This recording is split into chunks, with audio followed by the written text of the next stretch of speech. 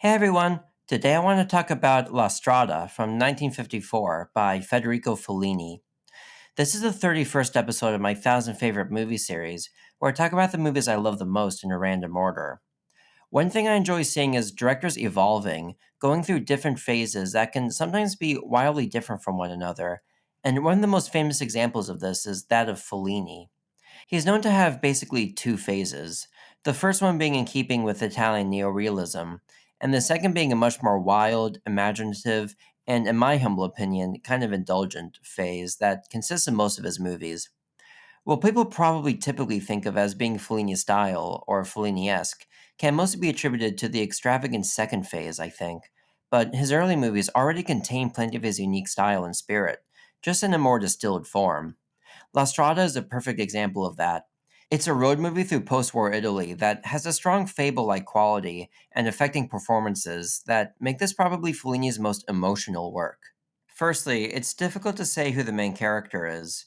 It's mostly told from the perspective of Gelsomina, played by Giulietta Messina, who at the beginning of the movie is bought by a traveling performer called Zampano, played by Anthony Quinn.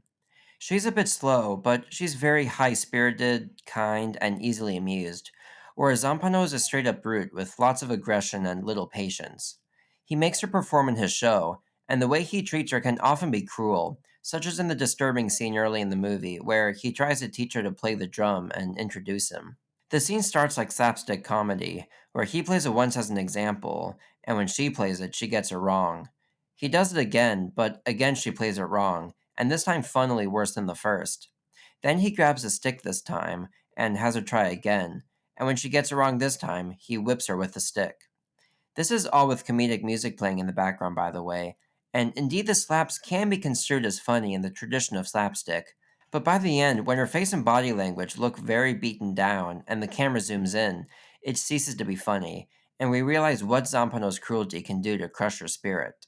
However, despite this, and despite other incidents, including him abandoning her at one point so he can be with some other woman, she starts to develop feelings for him, or at least she starts to recognize some kind of humanity in him, even though we, the audience, might not until the very end. At this point, it's going to be very hard to talk about this movie and why it has the impact that it does without spoiling the plot. So, if you haven't seen this movie and are interested in doing so, I suggest you stop watching and go see it, because it's a great movie. Anyway, during the final stretch, the perspective switches to Zampanos after he leaves Gelsomina for good. By this point, most viewers, myself included, have probably lost all resemblance of sympathy we might have had for such a cruel man. But during this final 10 minutes of him learning about Gelsomina's tragic fate and seeing how he reacts, saddens, and finally breaks down, collapsing by the sea, we realize that he's indeed a person with real feelings and not simply some animal. Moreover, we realize that either he had feelings for Gelsomina the whole time and didn't know any way to possibly express them, or he developed feelings for her over time after he left her, or simply that he feels lonely now and that he has no companions and no true friends. In any case, I love how Fellini chooses to switch the focus to him, which makes the movie feel more rounded and invigorating. Fellini said that he feels close to Zampano, and it shines through without the movie ever condoning or praising his behavior. There's only one other major character, a circus performer known as the Fool, played by Richard Basehart. He and Zampano have a history together due to his constant teasing of him, which gets on his nerves like you wouldn't believe. He messes with him at every opportunity, with his words and his actions, even doing it during his potentially dangerous act. He also somewhat enjoys ribbing Gelsomina, comparing her head to an artichoke for some reason, but he also takes her under his wing and gives her life lessons in the process. He becomes attached to her, showing that he is a good soul, but his carefree nature gets him into big trouble with Zampano.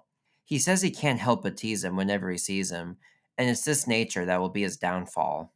Anyway, these three memorable leads really come to life by the actors, most famously by Giulietta Messina, Fellini's wife. This was her breakout role, where she established herself as one of the most famous faces of Italian cinema. She plays this innocent, childlike spirit to perfection. Many have compared her to Charlie Chaplin, and I agree in the sense that she gives sort of a great silent performance, like in the lovely moment where she acts super proud after being given a hat, perfectly timed with a charming music cue. She's very expressive in her happiness, sadness, and all her emotions. The other two actors are, ironically, Americans, Anthony Quinn, famous for playing people of just about every background, here plays an Italian, and is nearly as iconic as Messina is, and Richard Basehart is also very effective as the Fool. I said earlier that this is very distilled Fellini, and that's because this has so many motifs that would be very prominent in his subsequent movies. But I think it's important to not define movies by the future, comparing them to something that didn't exist back then. Just simply avoiding this idea can make any movie seem fresh, and looking at La Strada in this light, we can see an artist carving out a style that's all his own. This is sensed most clearly by his emphasis on the circus and entertainers, which are used in Zampano's, Gelsomino's, and the Fool's performances, which include tightrope walking, music, acrobatics, strongman feats, and comedy sketches. We even get a semi fantastical scene of band players walking past Gelsomina at one of her low points and cheering her up. Another kind of flight of fantasy comes when she's whisked away to perform for this strange kid that's hidden somewhere in this big house, and the camera movement in the scene came to be something of a staple, here seeming to be a little magical in its sense of exploration of this house. There's also an interest in the desolation after an event is over, which we get in the scene after the Fool's first performance, with the trash on the ground beautifully being blown by the wind. There's also, of course, Nina Rota's unique, easily identifiable music that helps further separate this as being a rich and stylish piece of filmmaking. Now for my favorite moments. The first is not just one scene, but all the scenes between Zampano and the Fool. The first one is when we learn that they have a history together, and he warns him to stay away. This, and later when Zampano chases him around, managed to be kind of funny to me, not only for the Fool's insults, but at just how angry Zampano gets at him, and how he really means it. The highlight is when the Fool makes fun of his act as it's happening, and right after he's possessed with revenge in mind. But while this is the funny part of their scenes, my next favorite scene is the tragic part. Death scenes are difficult to get right, but the best ones really affect you and make you feel that something powerful is happening, and can, ironically, uplift any movie to the stratosphere. This is a great example of one. Zampano coincidentally runs into the Fool again, and gets revenge on him for being partially responsible for landing him in jail. He punches him a few times, with each punch having an impact on us through the editing. He notices that his watch is broken, and he slowly kneels down and dies. It's a quiet scene with no music, only chirping sound effects and Giulietta's desperate cries. But the best part is how the death comes unexpectedly. The fact that he still managed to walk and deliver dialogue even after the fatal blow really hits us like a ton of bricks.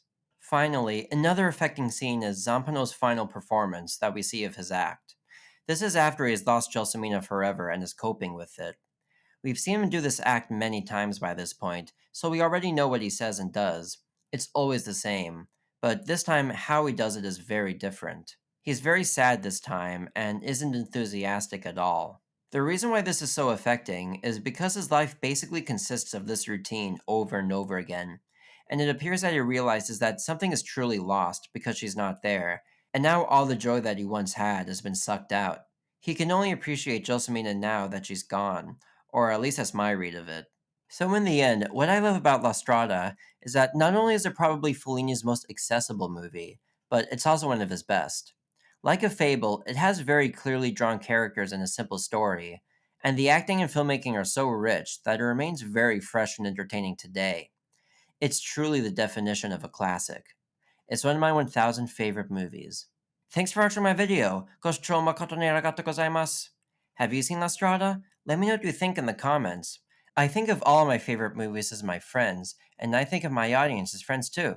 Remember, I upload a new video every Friday, so if you want to help me complete this 1000 favorite movies epic, don't forget to like and subscribe.